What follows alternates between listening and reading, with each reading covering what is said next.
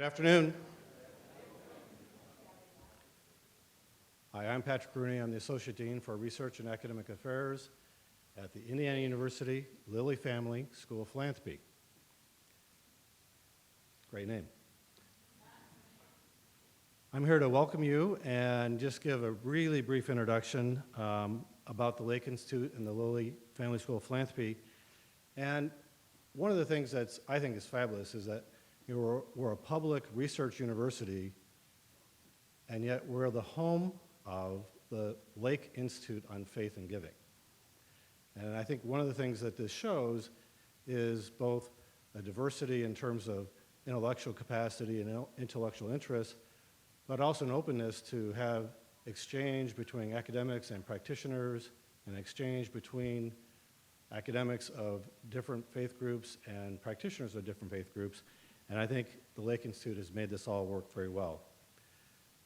The Lake Institute fits neatly into the Lilly Family School of Philanthropy in that its mission and its work parallels the work of the school overall. For example, we have academic programs, and David's teaching in our academic programs. We have training programs through the fundraising school, and the Lake Institute offers training programs as well, and it's an important part of their work. We also do research. The Lilly Family School of Philanthropy does Giving USA, the Bank of America study, and so on, and many other research projects. And we're partnering with the Lake Institute, or the Lake Institute's partnering with us, to undertake more research. And individual faculty members are doing research in religious studies and in that overlapping diagram, in the Venn diagram, that overlapping space between faith, giving, and philanthropy. So I think there's a lot of interest and a lot of value. And then finally, one of the reasons that we're here tonight is for public education, convening public discourse. I think this is something the Lake Institute has done very well. This is the 13th Lake Lecture, and I think they've all been fabulous, but this is one of the things that the Lake Institute and the Lilly Family School of Philanthropy believe in strongly, is the importance and the power of bringing together scholars and practitioners to have discussion, debate, and active Q&A about important issues. Like I said, this is the 13th Lake Lecture, Thomas H. Lake Lecture, and each year we bring in a noted scholar to discuss different aspects of faith and philanthropy, and David King is going to introduce the speaker, but I'll just say that David King is the Karen Lake Buttrey Director of the Lake Institute, and I was happy to be the chair of the Search and Screen Committee who hired him.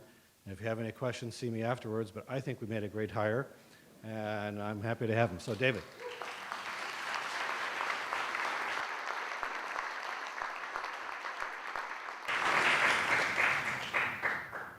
Thank you, Patrick, and thank you all for being here. We're delighted to host this Lake Lecture. The mission of Lake Institute really is to foster greater understanding of the way that faith inspires and informs giving. We do that through research and scholarship, through education and training, and through public understanding.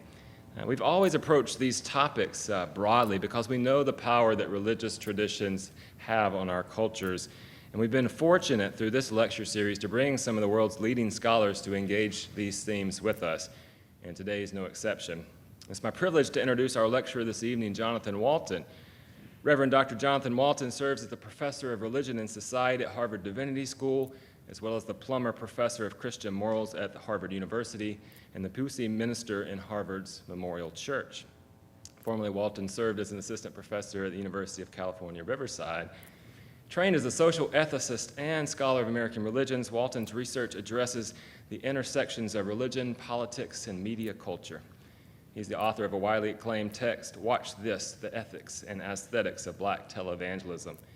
Having read this text as a graduate student and taught it as a professor, I can attest to Walton's careful attention to the complexities and nuances of his subjects while moving beyond the polarizing debates that often divide our political, ethical, and religious cultures. Dr. Walton's published widely in scholarly journals, but he's been featured as a public intellectual in national and international news outlets like the New York Times, CNN, the BBC. Walton earned his PhD in Religion and Society and his Master of Divinity from Princeton Theological Seminary. He holds a BA in Political Science from Morehouse College in Atlanta and serves not only as a Board of Trustee member at Princeton Theological Seminary, but also on the advisory board the John C. Danforth Center on Religion and Politics at Washington University, St. Louis. Walton is an accomplished scholar, a magnificent preacher, and an engaging public intellectual, never afraid to address the most difficult issues confronting our society. And so we look forward to his talk this evening, Health and Wealth at the Core of American Religion, Jesus, Chief Executive.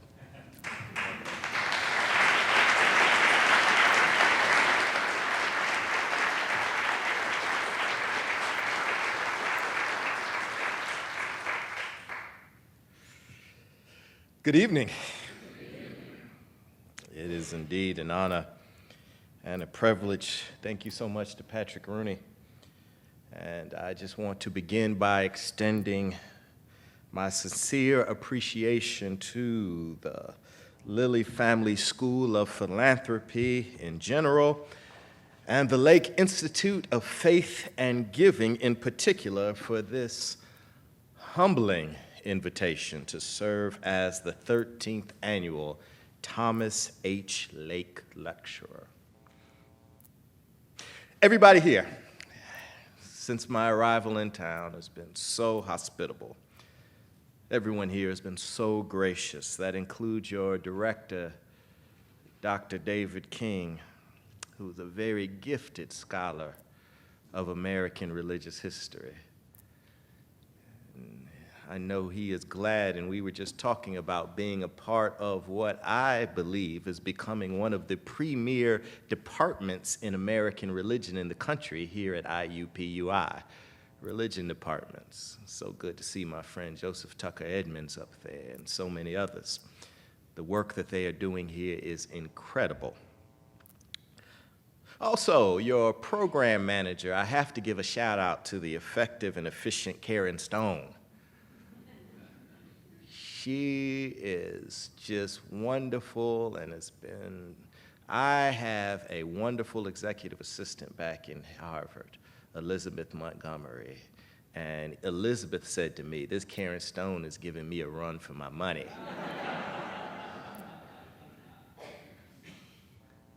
And to all of you, everybody who has given me rides and make sure that there was just a hospitality committee, whether it's Brother Thad Austin or Winterburn Harrison Jones, I am thankful for all of you.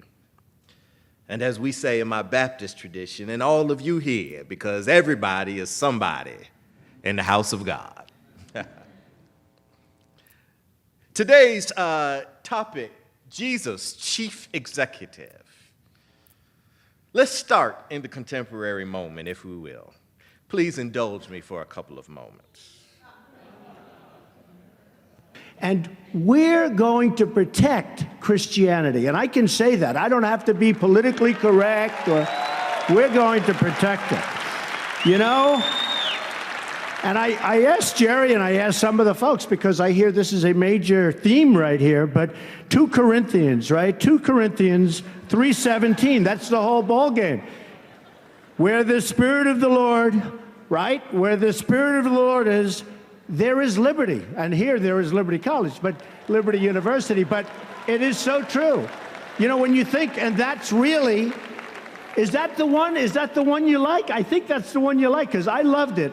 And it's so representative of what's taken place. But we are going to protect Christianity. And if you look what's going on throughout the world, you look at Syria, where if you're Christian, they're chopping off heads. You look at the different places, and Christianity, it's under siege.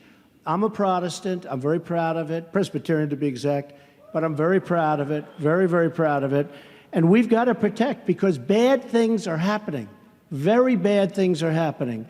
And I don't know what it is. We don't band together. Maybe other religions, frankly, they're banding together and they're using it. Here we have, if you look at this country, it's got to be 70%, 75%, some people say even more, the power we have. Somehow we have to unify. We have to band together. We have to do really, in a really large version, what they've done at Liberty, because Liberty University has done that. You've band together, you've created one of the great universities, colleges, anywhere in the country, anywhere in the world, and that's what our country has to do, that around Christianity. So get together, folks, and let's do it, because we can do it.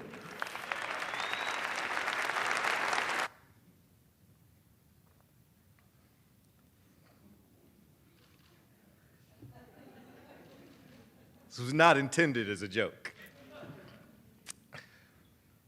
Republican presidential candidate Donald J. Trump represents one of the more interesting developments in the world of politics and faith in the contemporary moment. The real estate mogul has pollsters and political strategists scratching their heads due to his seeming success among those the media identifies as evangelical voters.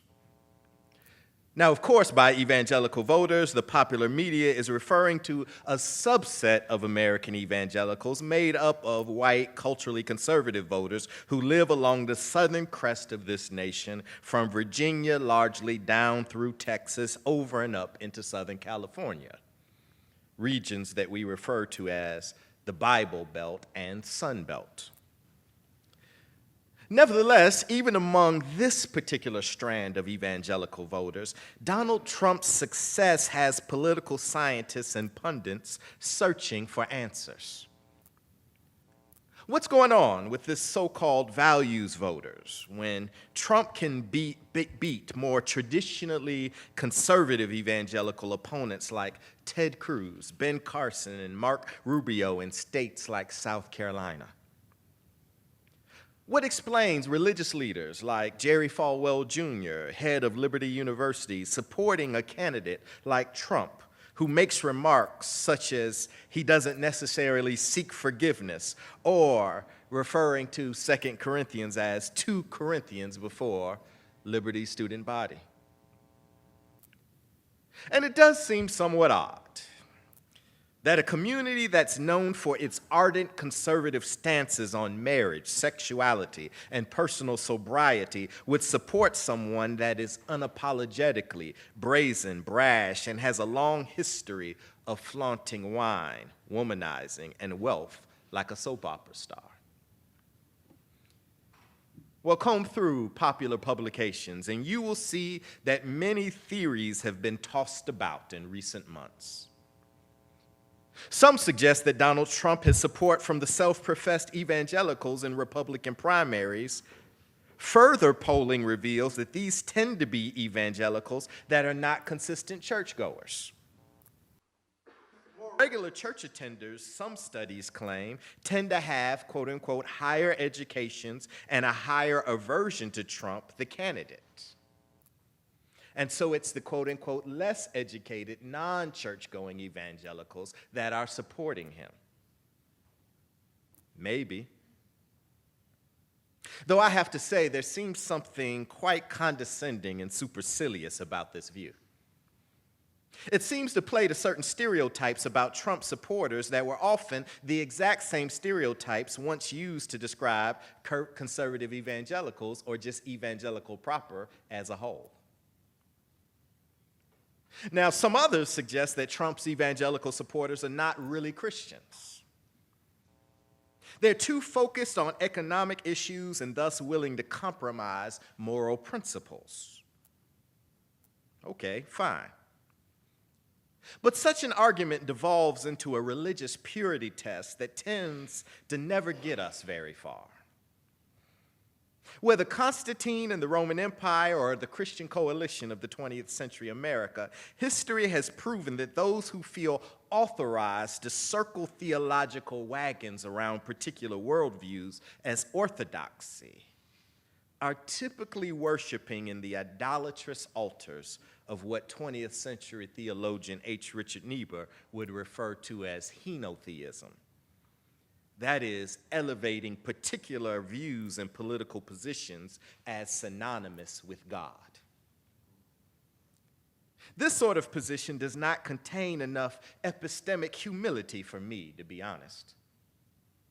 For the opposite of faith is not doubt, it's certainty. And whenever one group begins claiming absolute knowledge of the mind of God over against another group, we know the consequences are often very deadly. I like the way the late, great televangelist Reverend Ike put it. According to Reverend Ike, everybody is somebody else's heretic. Yet as a researcher, let me suspend my personal politics aside for a moment and say that I am hyena happy and peacock proud of Donald J. Trump's rise to prominence among certain religious voters in American society.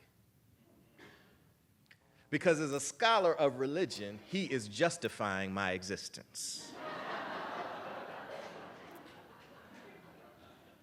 Because while political scientists and pollsters are dumbfounded and looking for excuses and explanations, I have been saying for over a decade that there is a strand of American Protestantism dating back to the 19th century that would not just welcome, but would indeed lionize a wealthy, successful businessman like Donald J. Trump.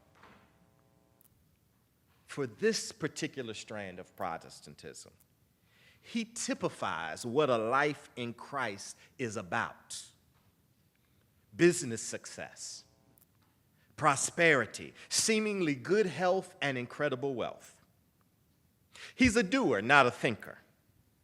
He speaks reality into existence, and his life is a testament to the power of faith in oneself to overcome any odds or obstacles. Like so many gilded televangelists who are followed by millions on television each week, Donald Trump is success incarnate, success in the flesh. And if we can but touch the hem of his garment in order to get some of what he has, we too can be great. This is both the American dream and it's God's will. For it is said that only in America can one go from rags to riches. And as we read in 3 John, 1 and 2, I wish above all things that you might prosper and even enjoy good health, even as your soul prospers. Now let me take a step back for a moment and try to see historically how we might have gotten here, at least in the literature. Now, German sociologist Max Weber is among the earliest scholars to examine the relationship between Christian faith and modern capitalism in the Western world. His classic study, The Protestant Ethic and the Spirit of Capitalism, locates the corollary, if you're not necessarily buying the causal relationship, let's just say the corollary relationship with the Protestant Reformation in general and the teachings of John Calvin in particular. Weber believed it was Calvin's emphasis on the priesthood of all believers, coupled with a broad conception of vocation or God's calling, that animated Christians to expand their faith into all fields of human endeavor. No longer were the clergy and the pulpit ministry considered the only profession where one could exercise their faith. And no longer was one's demonstration of faith confined to ecclesiastical structures and authorized by clerical hierarchy. But rather, Calvin believed, or people who came after Calvin to promote Calvinism believed, that people could enter and exercise their faith in a wide array of professions that were traditionally considered secular. As a result, whether you were a merchant or a farmer, a lawyer or a physician, or any one of these professions might be fulfilled for the glory of God. Now, this was an important development for a few reasons. One being internal to Calvin's theology. Some of you may be familiar with this notion of predestination of the elect. Any Presbyterians in the house, like Donald Trump? Don't be ashamed now. This notion of predestination of the elect, or as they used to put it in the Presbyterian church that I attended in New Jersey, the frozen chosen. God elects some for heaven and some for hell, but nobody is quite sure whom. So according to Weber, this created an acute sense of anxiety among believers.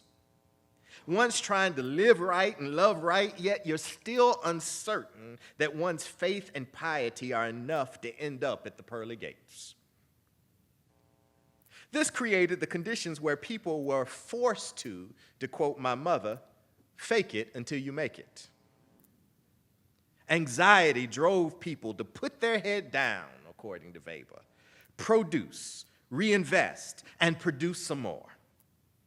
When placed alongside of the cultural character of asceticism that defined the Northern European Reformation through the Puritan era of the early Americas, Weber argues that this created the conditions for economic prosperity and the growth of pre-industrial capitalism in the Western world. Now, let me be clear and note that Weber's sociological theory was just that. It was a theory. And as pervasive and persuasive as it might be, we have to concede that Weber ignored political, historical, and global realities in his narrative of rugged individualism, piety, and asceticism. It would be great, for instance, to believe that early Protestants in the colonies accrued wealth by the ancient sweat of their brow, by their moral virtues, and their sobriety, thrift, and discipline to reinvest their wealth to create jobs and expand opportunities. Yet this would ignore the inexhaustible and abhorrent pool of enslaved labor that fueled economic growth in the colonies. Not to mention the unjust conquest of lands from native populations that were often defined by a level of gratuitous and sexual violence that was anything but temperate, sober, and chaste. It would also ignore the ways that America's early caste system belied the professed principles of democracy, which professed that all people were created equal and equality of opportunity. And quite often, ideologies of individualism and equal opportunity took on a sacred tone in early America that, whether true or not, helped to shape American political and religious discourse. Allow me to provide an example from our nation's history to illustrate my point.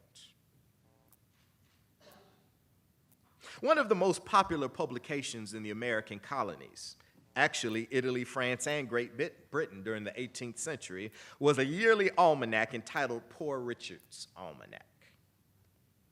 The text was full of homespun advice and folk wisdom on life and living by its author, Richard Saunders, also known as Poor Richard. Phrases like, "At the working man's house, hunger looks in, but dares not enter." Or, if you lie down with dogs, you'll come up what? With fleas. And God helps those who, they've become staples of American vernacular. This is why early sociologist Robert Bellah argued in his book Habit of the Heart, Individualism and Commitment in American Life, Poor Richard's Almanac helped to shape an individualist framework for American society that emphasized individual pursuit and gain as the best way to bring about social good. This may be in one of the most curious reinterpretations of the Great Commandment. Poor Richard declared, "Love your neighbor, yet make sure you don't pull down your hedge."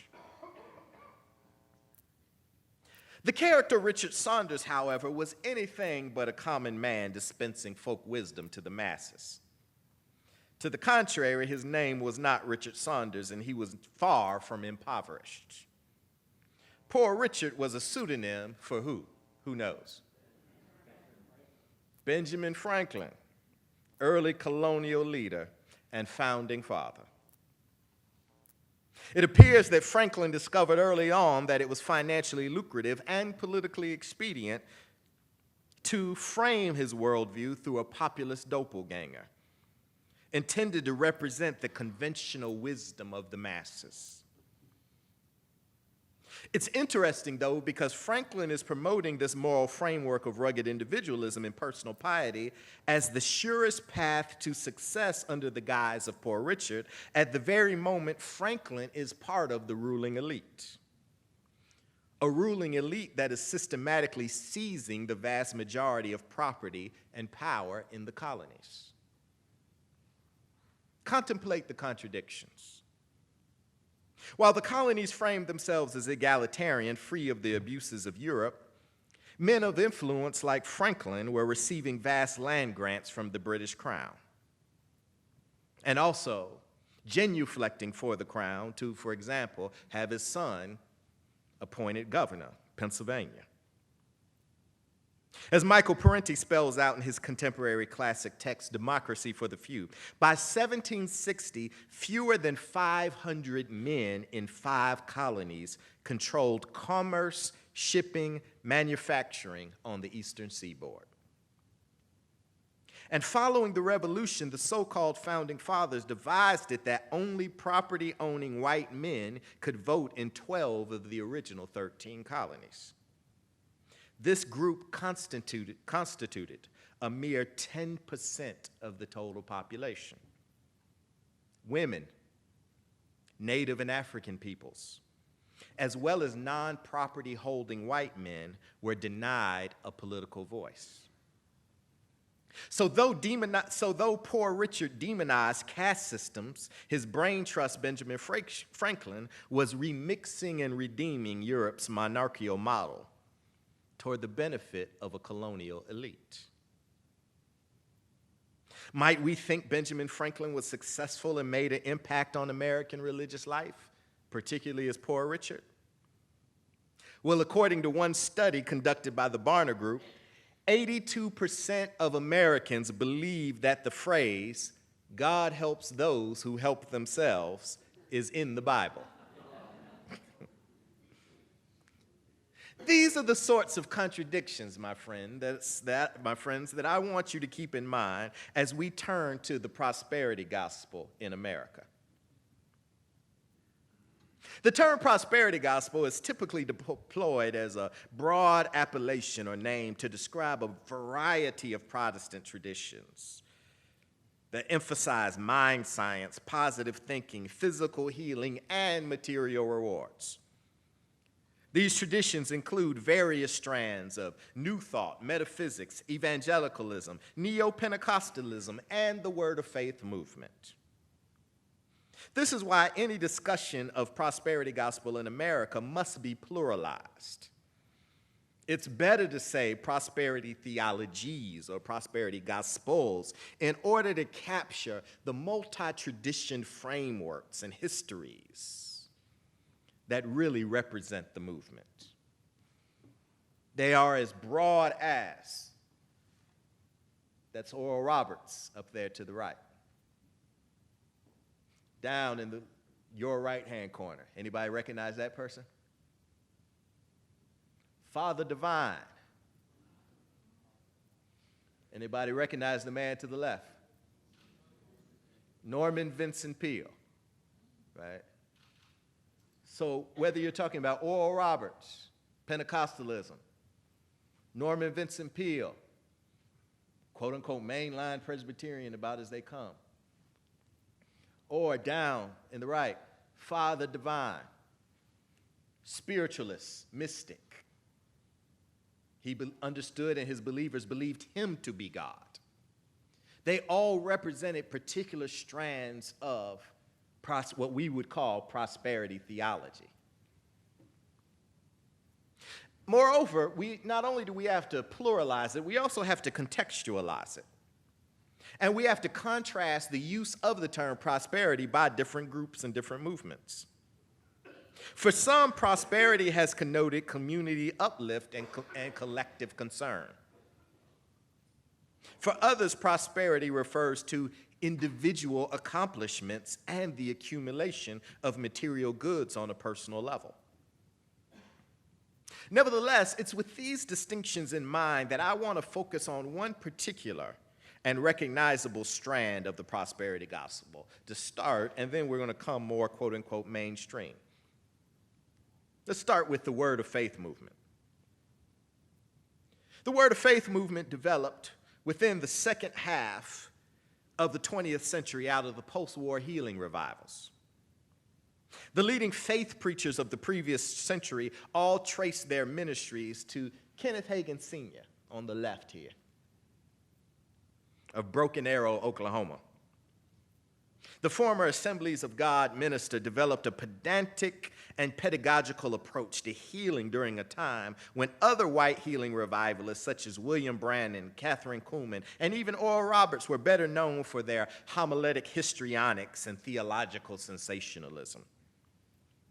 Hagin's quote-unquote teaching ministry perused the Bible and presented scriptures that corroborated his message of divine health and material wealth in a seemingly systematic fashion.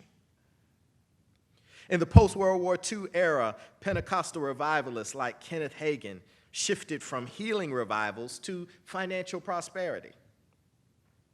For believers to know who you are in Christ in order to have a lot higher life.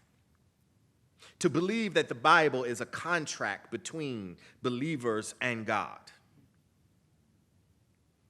To positively confess this knowledge insofar as you are able to name and claim your divine entitlements that are set forth in the contract, the Bible. And understand that due to this contract, that you are obligated financially to contribute so. It's reaping and sowing language. And it's reaping and sowing language that actually began really popularly used in the 1950s when Oral Roberts was trying to get on television.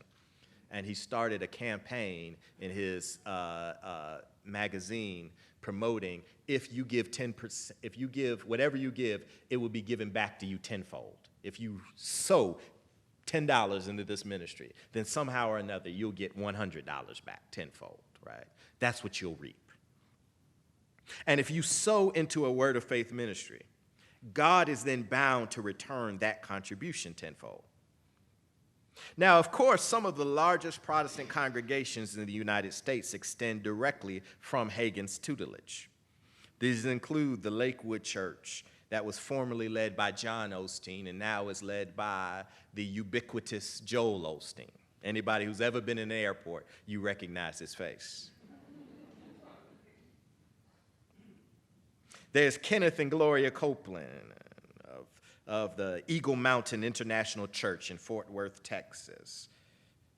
There's the Crenshaw Christian Center in Los Angeles, organized by Frederick K. Price, up to the right there.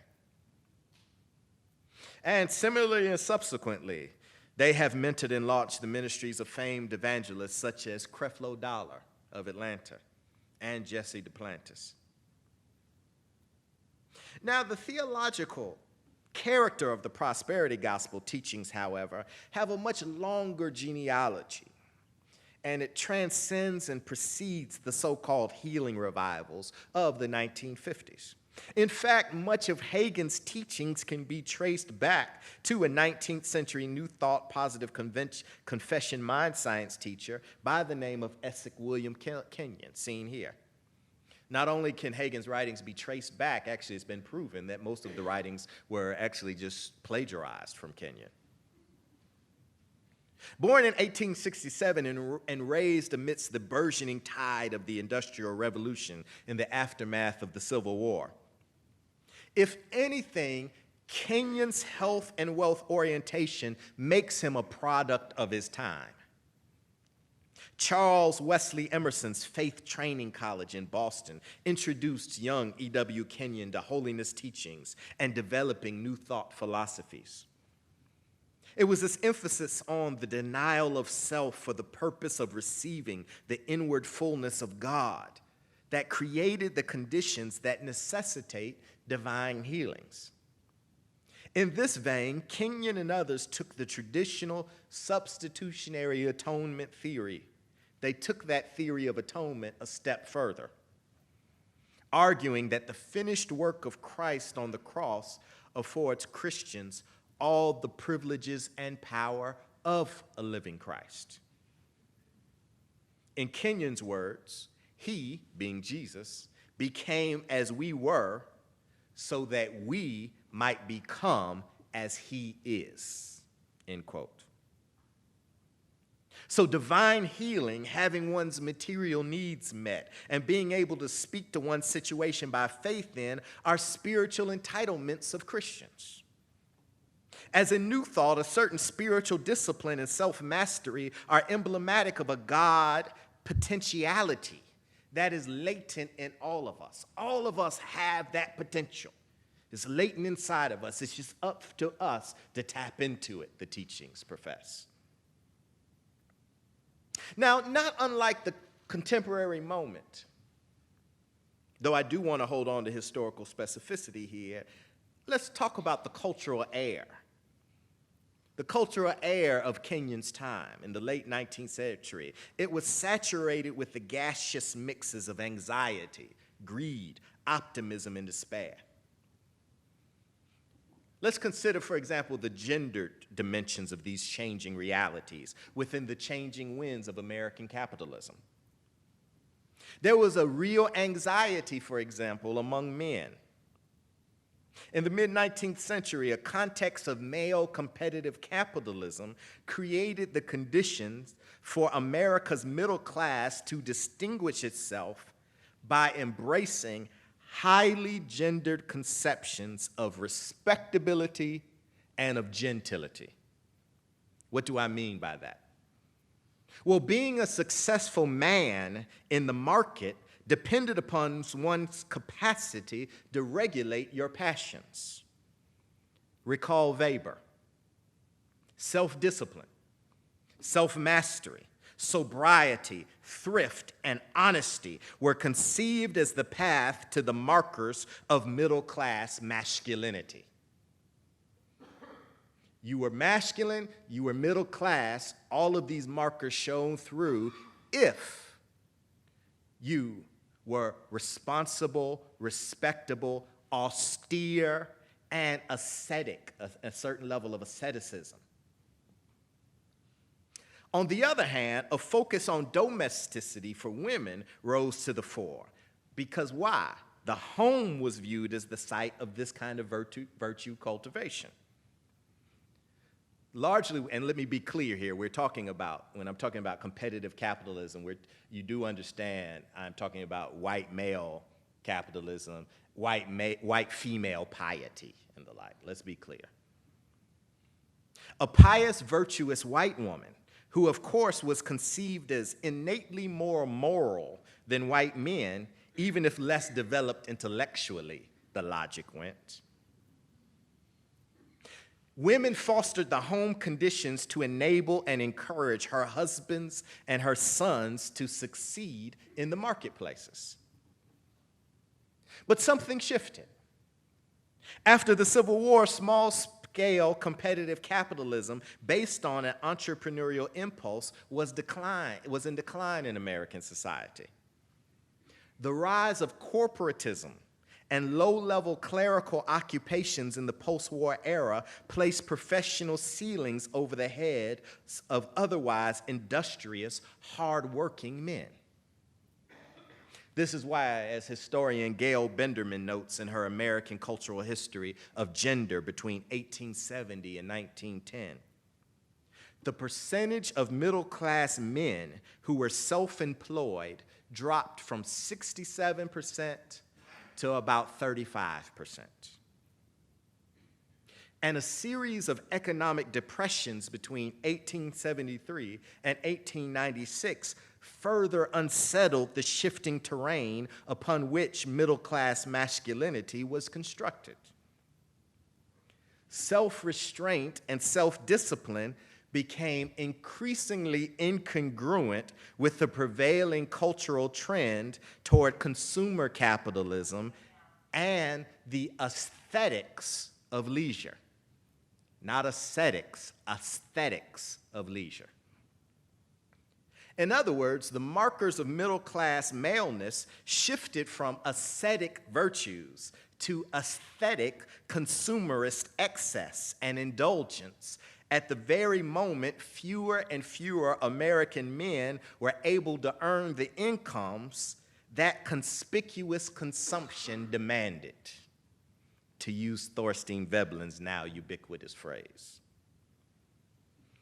And so with the rise of consumer capitalism entered what? The art of advertising. American corporate businesses and key institutions such as education, media, and yes, religion collaborated to create future-oriented cultures of desire in America that defined the good life according to not sobriety and temperance, but the acquisition of things. The emerging class of American merchants and advertisers like John Wanamaker of Wanamaker's Department Store and advertising guru Frank Baum. Right? Anybody here recognize the name Frank Baum, the advertising guru? Anybody recognize the name? What else is he known for? The Wonderful Wizard of Oz. He's the author of The Wonderful Wizard of Oz. But before becoming the author of The Wonderful Wizard of Oz, his actual claim to fame is being the founder of what we now call display windows in advertising. We are now able to thank him for the term window shopping. And if you think about the scenery and the aesthetics of The Wonderful Wizard of Oz, the color, the captivating images, right? That kind of catches his mind. And it was to bring people inside of the store. But also as a historian, a wonderful historian named William Leach, and also another one, Liz Cohen, not Kathy Cohen, Liz Cohen. Actually, she is the dean of Radcliffe at Harvard. In both of their books, they make an interesting point about the window and how the window becomes a synecdoche of this kind of faux democracy in some way. Because consumerism becomes a claim upon citizenship. I am because I'm able to purchase, right? And citizenship is tied to consumerism. And therefore, the picture window or the showroom window becomes an interesting component in this line of reasoning because it's glass where everybody can see through it, and thus everything on the other side of the window becomes accessible. However, the glass actually is a sign of the separation and the inaccessibility of what's inside. And so therefore, when we talk about, oh, I'm just window shopping, that is a way that we're able to still claim citizenship and that we're a part of the body politic of consumerism, even if we don't have the resources to actually engage. Does that make sense? Okay, all right, great. Y'all are a smart group. My students usually are looking at me crazy. So you have emerging classes of advertisers and merchants like John Wanamakers, right? Who they helped Americans with this transition. They needed to transition American culture from Weber's Protestant ethic virtues of thrift, saving, and reinvestment to an ethic predicated on desire, acquisition, and consumption. The cult of the new. Wanamaker was a devout Presbyterian, for example, and he outfitted his stores with a traditional aesthetic that would remind people of their local cathedral. His department stores contained stained glass windows, and in 1909, he purchased the 10,000 pipe organ built for the 1904 St. Louis World's Fair to place in his Philadelphia store.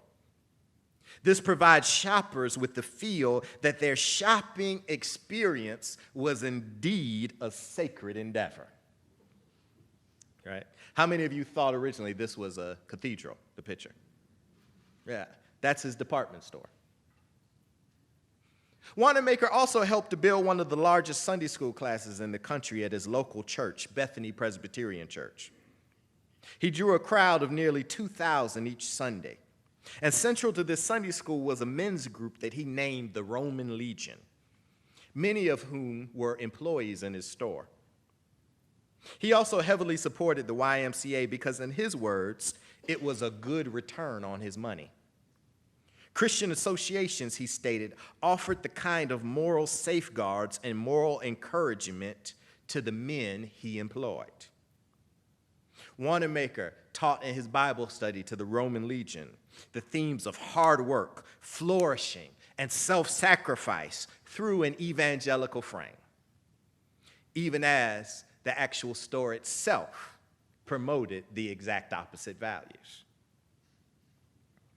But few others had this sort of cultural impact on the perceptions of the faith like a gentleman by the name of Bruce Barton.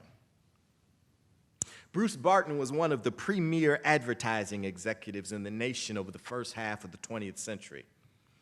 He was the son of a congregational minister, and he was always viewed his role as an advertising executive as his vocation in the Calvin sense, that advertising, he would say, was his spiritual call. And if anyone helped to shift a large swath of American Protestant values and conceptions of Jesus from traditional to modern, it was Bruce Barton. Over the course of a decade, the advertising exec published 4 books in the field of religion. But none was as popular as his first book, The Man Nobody Knows. The year it was released in 1925, it ranked 4th on the nonfiction bestseller list, only to move to first place the following year. The Man Nobody Knows outsold its contemporary classic F. Scott Fitzgerald's The Great Gatsby, and it remained on the Publishers Weekly's bestsellers list for another 88 weeks. Now, the premise of the book is simple, yet far from simplistic.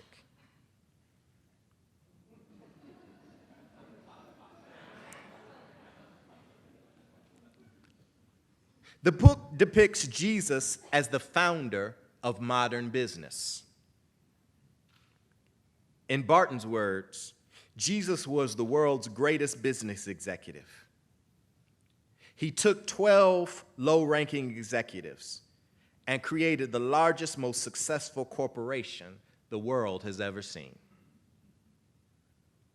Barton biographer Richard Fry describes Barton as an icon of the period, as his book became a symbol of its age.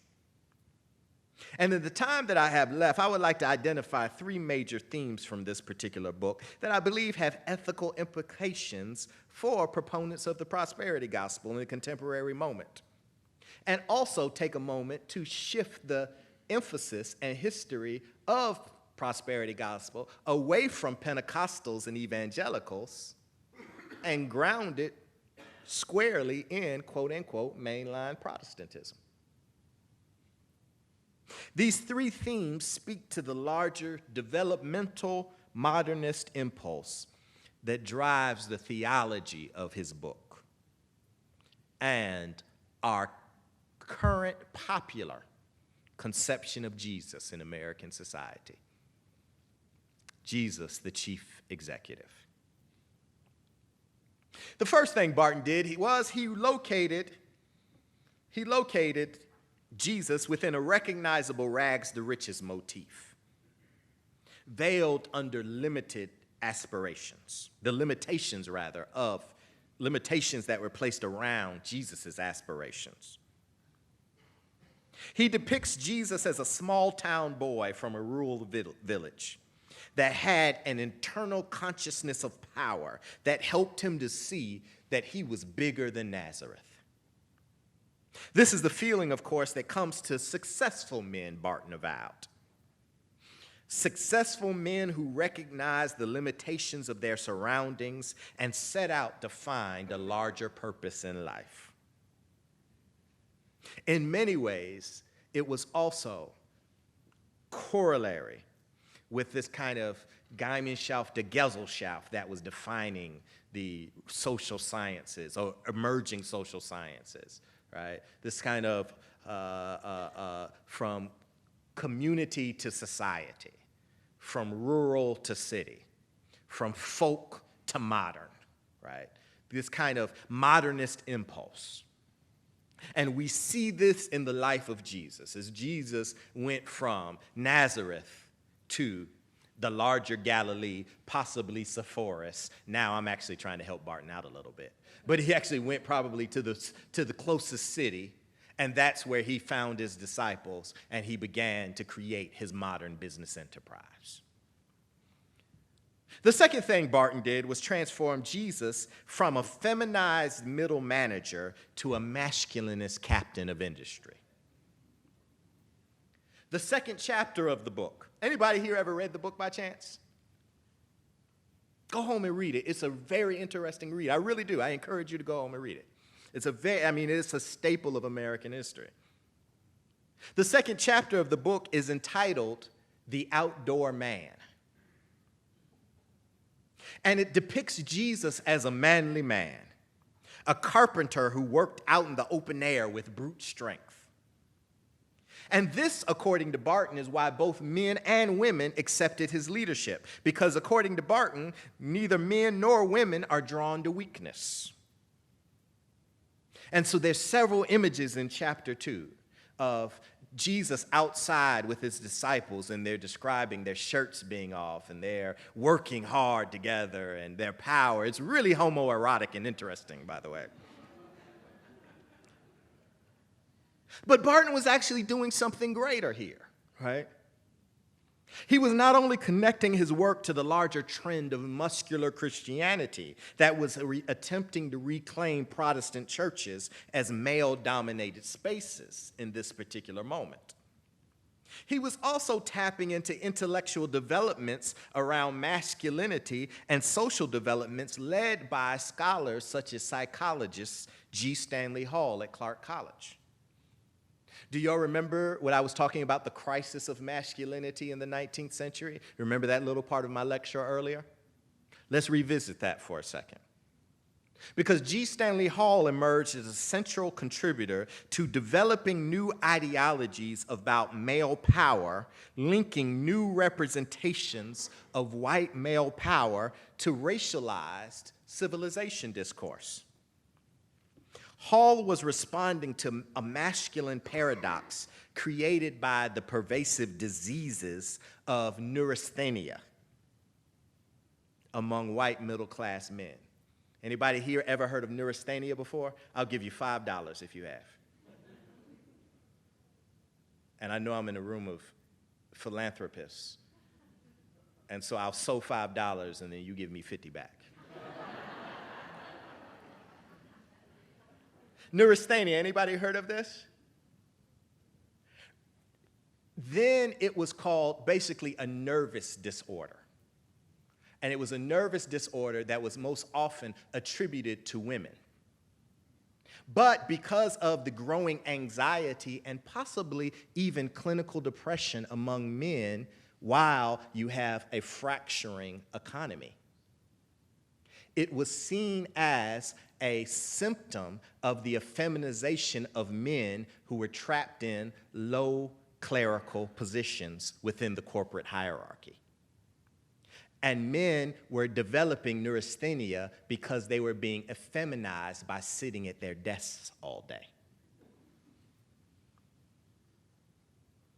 According to physicians, when highly civilized white male bodies overspent their vital energies through the work of civilization, akin to overspending one's sexual energy through masturbation, men become ill-equipped to ward off the effeminizing and crippling effects of over-civilization. In cultivating civilized character by developing self-mastery over one's passions, men were forced to squelch their latent savagery, and thus it was short-circuiting their natural passions. And this was immobilizing them from becoming the manly men that God had ordained. And so the educator, G. Stanley Hall, set out to develop a pedagogy that could allow white men to continue on the path of higher civilization without having manliness malnourished by one's success. So rather than viewing savagery, civilization, and self-mastery, passion as oppositional, Hall framed them as evolutionary developments. So men can move away from savagery on a civilizing trajectory from boys to men. Yet it was possible, Hall believed, to hold on to healthy reserves of passion and nervous forces lest one become effeminized. And by encouraging young white men to cultivate aspects of their savagery by way of fighting, sporting activities, or reading war stories and tales of bloodshed, teachers would help boys build up their manly immunity to combat the emasculating effects of civilizations associated with mature adulthood. It's kind of crappy, isn't it? But this was the medical and mental health literature that was defining the period. And of course, this is the period, right, that we also have the growth of, think of Teddy Roosevelt, think of the YMCAs, think of the growth of boys' life, right, Boy Scouts, right? It was a way to combat the effeminizing effects of civilization. And so this is what Barton placed Jesus within that framework as a moral exemplar of this. And finally, Barton successfully shifted the system of rewards within Scripture to champion business success.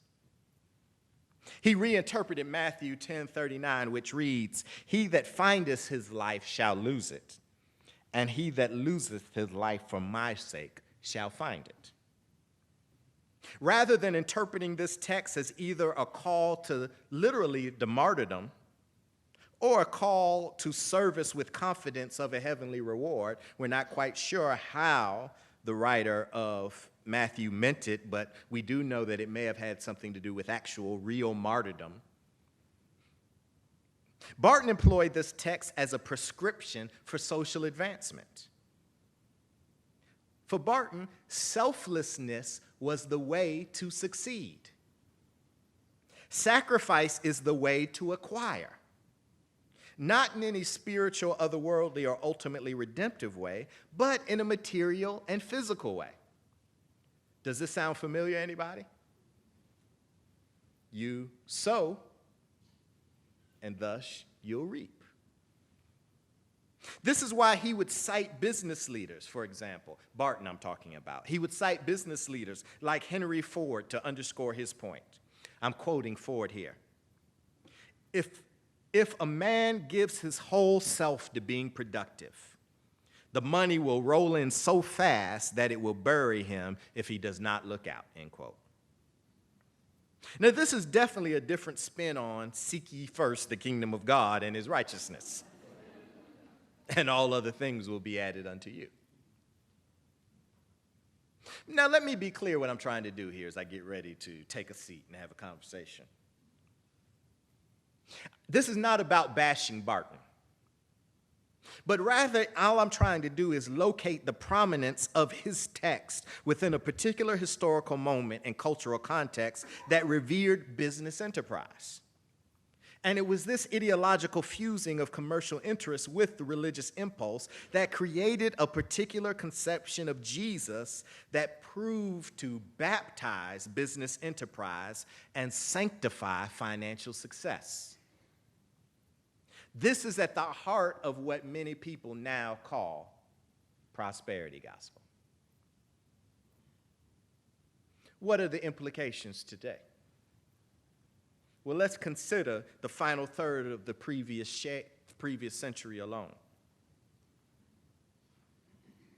What does it mean that the richest 10% controlled 2/3 of American wealth?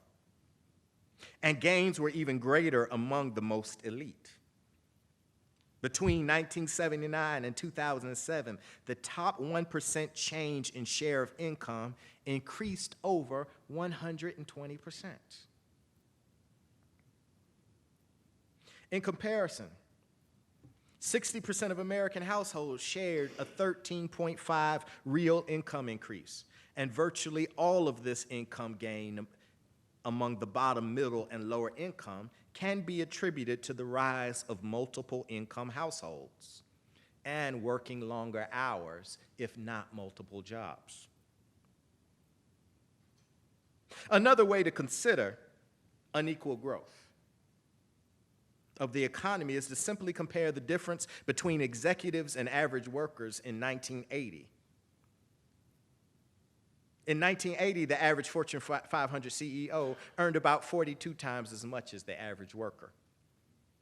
By 2000, this same CEO averaged about 500 times as much. What might it mean then to view Jesus as a CEO rather than an hourly employee? What might it mean for us to view him as an executive versus a day laborer? This has grave implications for the ways that communities of faith might respond to the most pressing social crises that's impacting our nation today. We can shout down the corrupting influences, we can extol deviant behavior, and we can frame the quote-unquote elite and the establishment as rotten apples, while still lifting up the model of Jesus as CEO as exemplary, and looking to that model of Jesus as a savior. Maybe that might have something to do with our love affair with Donald Trump. I don't know, I'm thinking out loud. But I will say that this may be why so many faithful Christians might find the prosperity gospel attractive.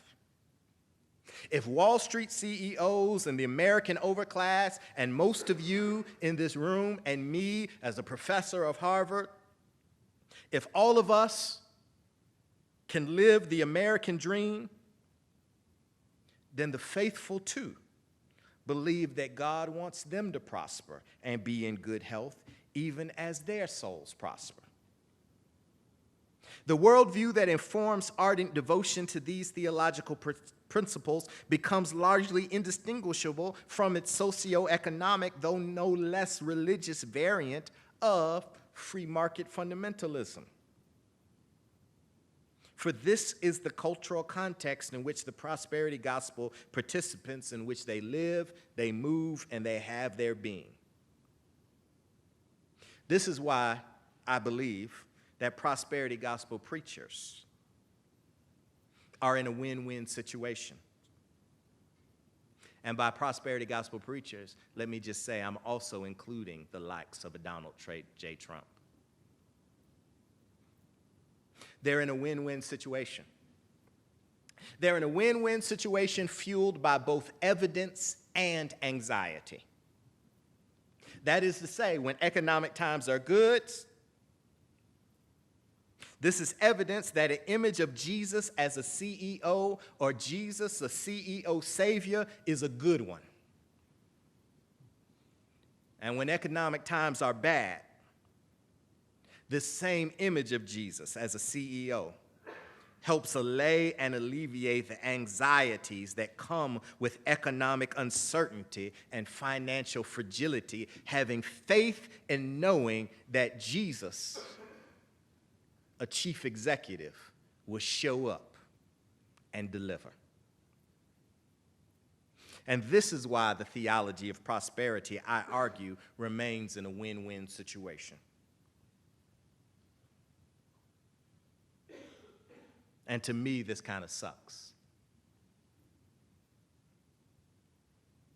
This is a dangerous situation that can exploit the most vulnerable among us.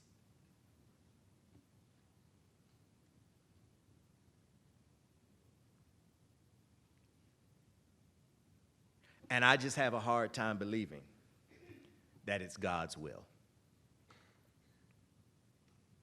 Thank you very much.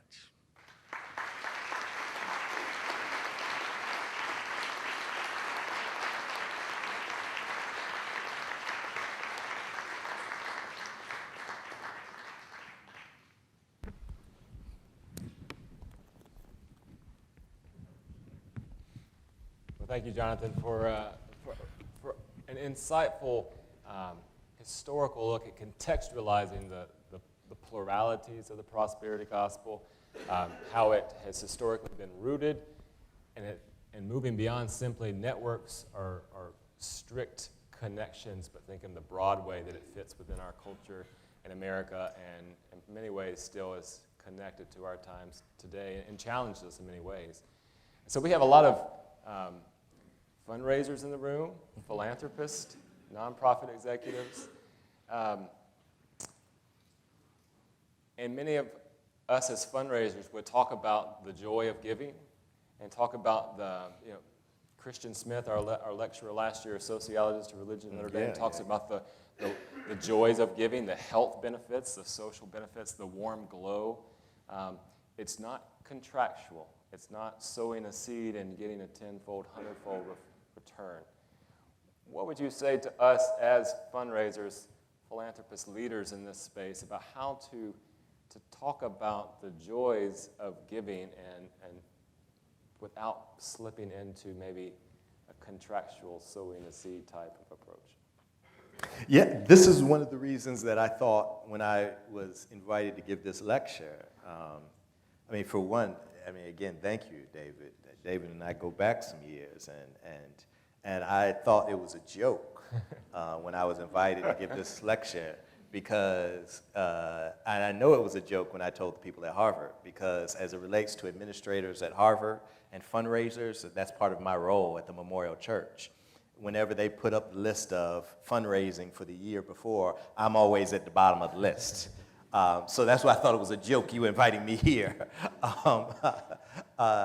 But I will say that the reason I thought this lecture would be appropriate was to let you know, and all of us think about, the context in which we are trying to raise money, and that we are trying to promote the values and virtues of giving. Because it may not be a necessarily sowing and reaping contractual, but we do live in a marketplace of exchange. And I will say that probably one of the reasons I am at the bottom of that fundraising list at Harvard is because so often I have come in somewhat Pollyannish, thinking, don't you want to do this for the kingdom? Don't you want to do this so that you can leave a legacy that's larger than yourself, and we can plant trees of whose shade we don't know who will benefit from? And then somebody looks at me and says, well, how much for my name to be on it? Right? And that is something that I've had to adjust to, right, as almost another form of this kind of contractual. And so I think that if we are going to be serious, and you are going to continue, many of you in this room continue to do the wonderful work that you're doing, that we understand that particularly communities of faith, local communities of faith, that this may be a default understanding that people are coming to the table with. And if we aren't taking that seriously, we might be guilty of selling a false bag of goods unwittingly. That's well said, and I do think, particularly from Lake Institute's perspective, we dig deeply into our faith traditions as wells of wellsprings of positive ways that our faith traditions have to enable us to give beyond simply that market exchange. But we're coming up against, or oftentimes connected to, multiple cultures in which we live, like the market economy that we can't escape from, that are parts of these conversations as well. We might have some questions from the audience. I want to make sure we have time for some if you all have it.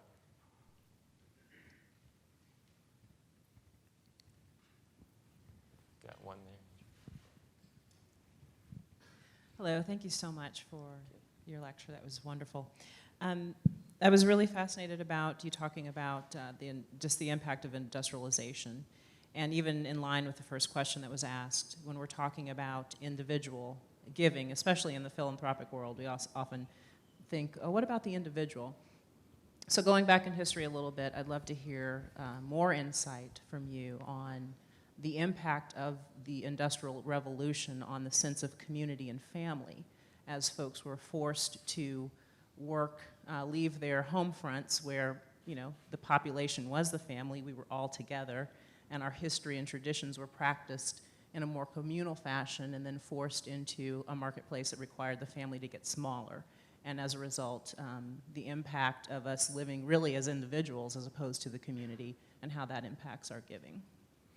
Oh, that's an absolutely wonderful question, and that's where I was, that's why I wanted to point out the first point that Barton makes about Jesus and how, while it seems very simple, it was a very loaded statement, right? To describe him as, like any successful person, they realize that their community is too small and they have to branch out and they have to go out on their own, this kind of Gemeinschaft, the Gesellschaft, right? And this is also in the literature of the social sciences. So if you take something like, say, where's Brother Dennis? I know he's here, like at the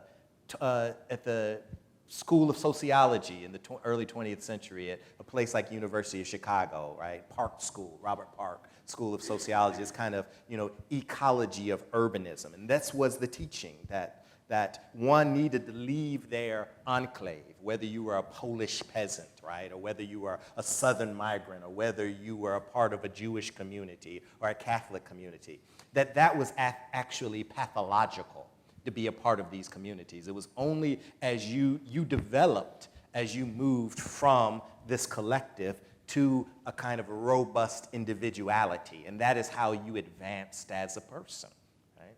Well, what do we lose in that? And believe me, I consider myself a democratic liberal in the liberal tradition of the rights of the individual. I absolutely am, without a doubt. But I also know, very simply, not to be cliche or trite, that, it takes a village.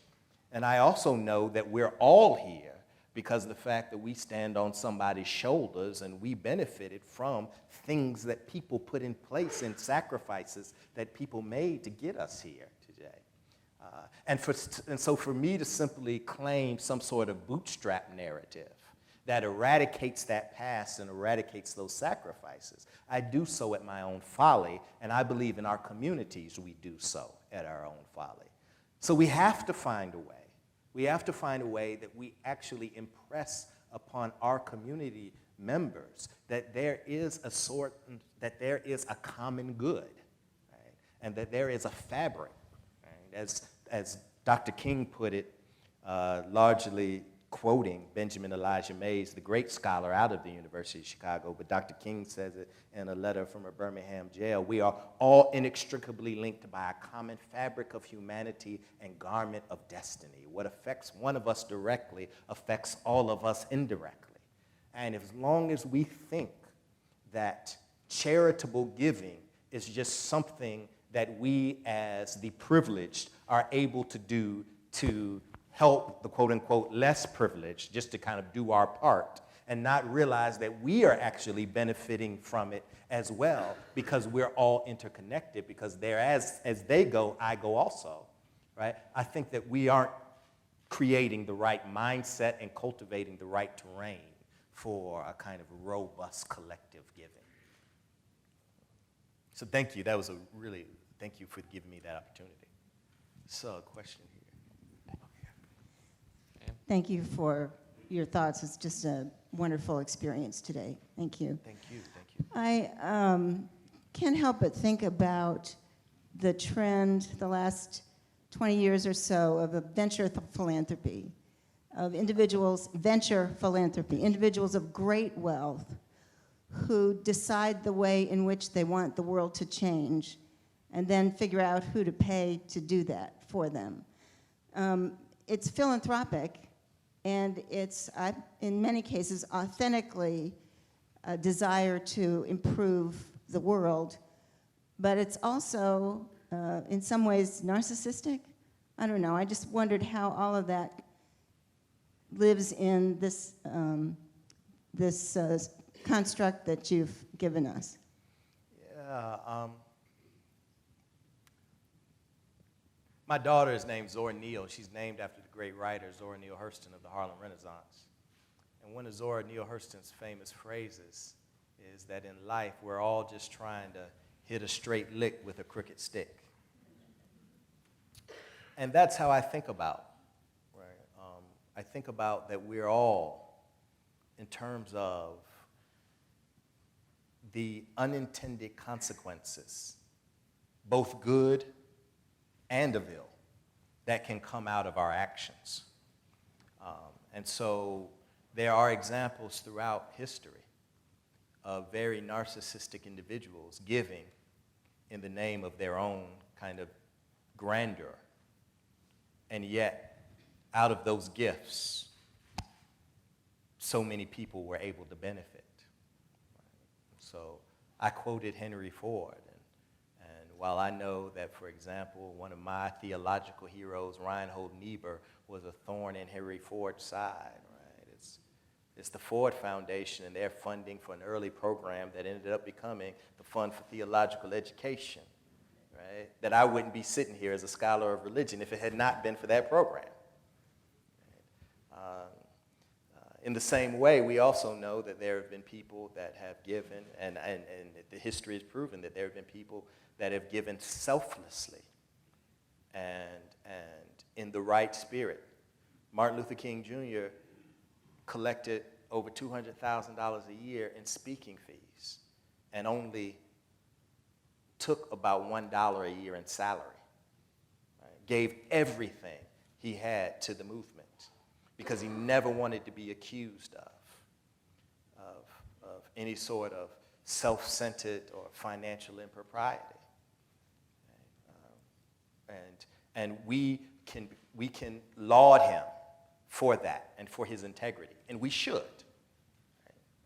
But it also left many of the organizations that he worked with and that he founded, and to be honest, including his own personal family, it left them quite crippled out of that generosity. Right? And so I guess I'm just saying that to acknowledge and to concede your point. And while I think that that is something that we should all be mindful of, right? And we should all try to check our egos at the door. But also to say that we also, as people of faith, can just hopefully pray and hope that God can take that,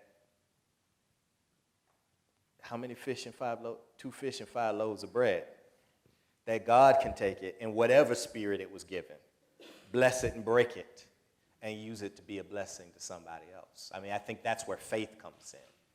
Yeah. I hope I didn't evade your question there, but that was the kind of sentiment that I was feeling from it. So thank you for that. I'm curious, a lot of times we see in history the way that people might adopt or co-opt Jesus. The example of the Protestant example, or liberation theology in other parts of the world, Jesus as a liberator for the poor. Nowadays we have new secular heroes, you might say, some maybe your examples here, techno-entrepreneurs or the social entrepreneurs. And I'm curious what your thought of is as to the potential future construct of Jesus, if we might co-opt him in some other way, and what that might be, let's say another 10 or 20 years. And then just one second question is, you've had some threads of scripture in your talk, and I'm curious if you found that these kind of constructs of Jesus gain more power when people know the Bible well or when they don't know it well. We tend not to quote scripture as much today as we did in past generations, and I wonder what scripture does as a foundation for people's conception of Jesus. God helps those who help themselves. God helps those who help themselves. Right? God helps those who help themselves. Well, let me start with the last part. It depends on what you mean by knowing the Bible well. Because if you were to take the Word of Faith community and prosperity gospel adherents, probably few of us in here study our Bibles like they do and could refer to Scripture quickly. The Baptist sword drills we used to do in my childhood, right, have nothing on the ways that they comb through the Bible. It's a matter of their interpretation, right, and how they interpret, and whether you choose to agree with that interpretation or not. And so I think we have to be mindful, of that. And also whether it's an interpretation and whether it's a right interpretation and what are the ethical implications of that interpretation. And so something might be interpreted correctly from its context, but yet when applied in the modern era, still can be found highly problematic, right? And so, that's why we always have to wrestle with the scriptural tradition. And so I wouldn't say that it's just naivety that allows this sort of thing. And in terms of the first part of your question, in terms of will Jesus possibly become one day some sort of tech entrepreneur or something along those lines? Absolutely. Why do I say that? Because I am one who believes, and I say this with all humility, and I'm sure that some of you are going to disagree with me here, but Jesus, since the earliest faith communities 50 years out after the crucifixion, and we began receiving accounts concerning what it means to experience a living Christ, which we now know as the Gospels. Some could say that the co-opting of Jesus began at that very moment. Right? And so Jesus has always been, quote unquote, what we use the language of co-op, which seems pejorative. But it depends on what you're co-opting him for. I come from a tradition of people who co-opted Jesus and Moses as a liberator. As a liberator, somebody who wanted to and was committed to setting the captives free. Not setting spiritual captives free in some sort of other world. No, in the world of Georgia, North Carolina, tobacco fields of those who were enslaved. And they saw Jesus as that liberator, right? And for me, I'm glad they did, right? And so I also want my critique to be grounded, as I said, in the implications of what the meaning of Jesus could be. And so, for example, if you take somebody like a Lucretia Mott, the great Quaker, who saw Jesus as a Quaker woman who believed in the dignity, humanity of every person, and because of that, believed that all women and all people should have the right to vote and civic participation. That's a pretty good Jesus to me, right? So yes, do I think that it will be a tech? Yes, probably will, right? But it's a matter of whether those communities are going to take that Jesus to actually spread knowledge, to spread resources, and to diffuse goods and opportunities on a global scale, or whether they're going to use it to hoard and concentrate resources. Right? I think that's where we should hold them accountable. Yeah. Thank you for that. Professor Walton, thank you so much for your very inspiring and very erudite talk. I want to say I'm an alum of Harvard, and when I was in Harvard back many, many years ago, I had the privilege of being taught by your predecessor, Professor Peter Gomes, and I can't help but think that he's looking down and smiling that such an illustrious successor occupies that chair. So I want to say that. I wanted to circle back just briefly to what the lady here was talking about and put it a little more in terms of the Tönnies dichotomy between Gemeinschaft and Gesellschaft that you have been I work somewhat closely with not-for-profit in Chicago. It's called IMAN, the Inner City Muslim Action Network.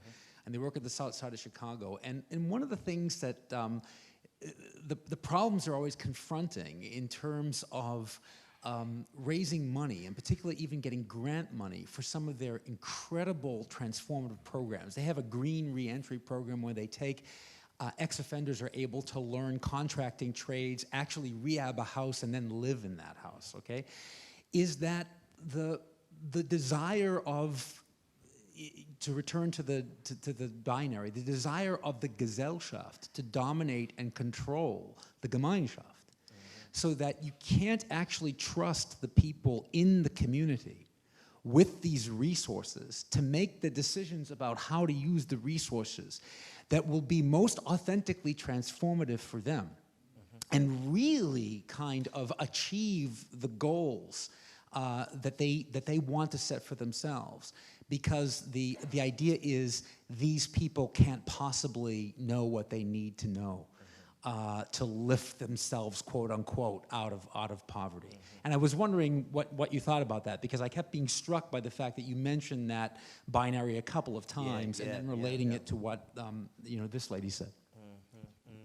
No, that's very well put, and it's really one of the problems with the whole construct in the first place, right? Which speaks to this kind of venture philanthropy, right? That you need some sort of specialist or specialized organization, right? I'm understanding this correctly, to come in and provide these resources for the community. Am I understanding that? Or that the grantors won't listen. They have their own templates, which are designed in connection with their principal donors, who are persons of great wealth and privilege in the society.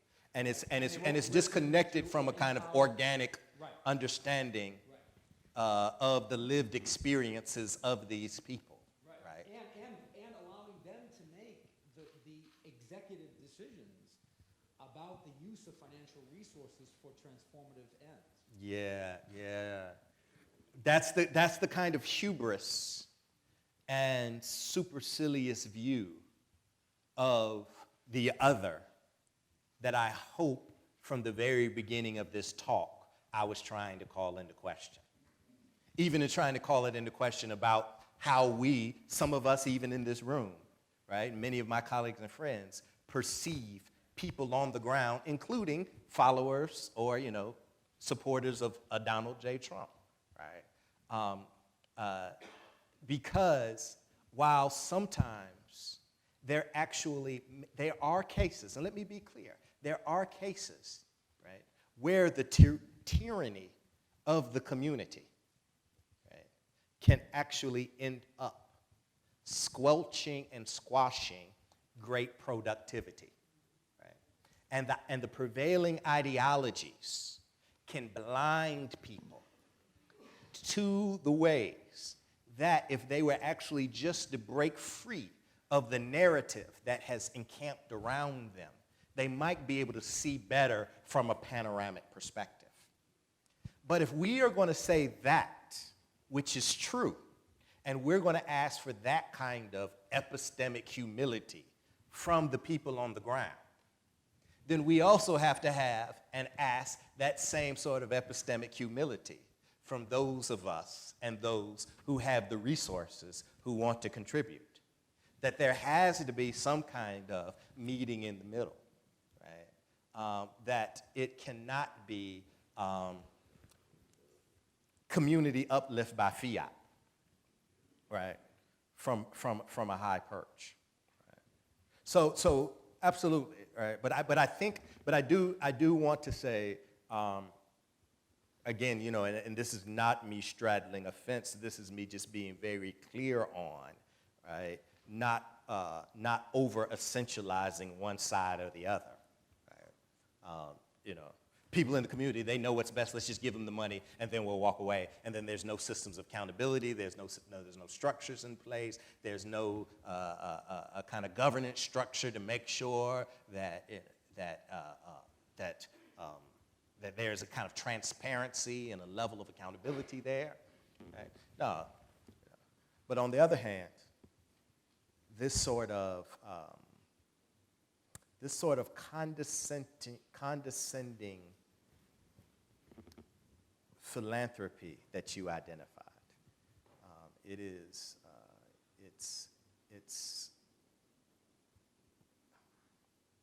one wonders what the real animating impulse is. One wonders what the real animating is. I quoted Zora Neale Hurston earlier. Zora Neale Hurston used to call them people like this who would give money to support the art of the Harlem Renaissance. It would give money to people like her and Langston Hughes, right? And then would dictate and tell them what they're supposed to write about. She used to call them Negrotarians. You really have given we just started scratching the surface of all the complexities of the relationships of whether it's between individuals and institutions and systemic structures and cultures that we know as philanthropists, as fundraisers, as those who study this from historical and more contemporary social, psychological disciplines, how complex these conversations really are. And part of the mission of the Lilly Family School of Philanthropy and Lake Institute is to dig deeply into not simply the how-to, but the why that we do this work and how it imprints and impacts American culture in our context and abroad, globally. So I want to thank you for that work and for helping us, challenging us to think deeply, to think about the way we do our work and how to do it better and the enormous ramifications that it plays on this world. Can I ask a question, actually? You can, real quickly, and then we're going to let our folks go. Okay. Yeah. No, I mean, I actually have a question, and it's tied with my lecture. I'm actually curious to know how, particularly those of you who have been doing this for the past couple of decades, how the shifts, the economic shifts, and what we're seeing in terms of economic inequality, how that has impacted philanthropy. Because what I seem to be sensing is that rather than engaging communities and getting all hands on board and trying to get maximum participation, we like to hear that word, right? That's a word we use around Harvard a lot, maximum participation. Well, that's assuming that you're working in a particular kind of community. Has the language gone from maximum participation to we need to identify that family, those 3 or 4? Or what's the sense? It's both. It's both. Okay. So there still is, and I want to have, please let me leave here with a hopeful message, right? So there still is a good positive sense that you're able to tap resources in the community where people, then it's not necessarily where one could feel like that they could walk away from a kind of condescending donation from on high because you have maximum participation. That's still a viable option in the communities in which you work in? Well, and the fact being that, we know from research that oftentimes why it might affect the portfolios and endowments of that 1%, as all of us are philanthropists and givers and engaging in this work, that oftentimes, and people of faith traditions or not, it's the communities, those involved, who continue to give and volunteer, even as they've been maybe extremely hurt by economic conditions and context. And giving to our faith communities, our local communities, often was the last thing that people cut in their charitable giving, which I think gives hope about the relationships and deep networks that are forming that oftentimes are under attack from whether it's markets or all types of different formats, but those traditions are well-rooted. And leads us to nurture those and think about digging deeply into individual motivations and communities in the work that we do. So I want to thank Jonathan Walton, and I'll escort him out, and we'll have a reception just outside these walls, and we'd invite all of you to stay. Dr. Walton will be there at a table. Feel free to, we have copies of his book, Watch This, have maybe just a chance to stay, say hello and thank you, and please stay for the reception. Not today, but another day, you can go by and see Ayers Department Store, which looks a lot like Wanamaker's, in the Historical Society just across the way. Well. Which I know the Historical Society would like you to see that as well, same time period. Thank you all. Thank you all so much. Thank you all.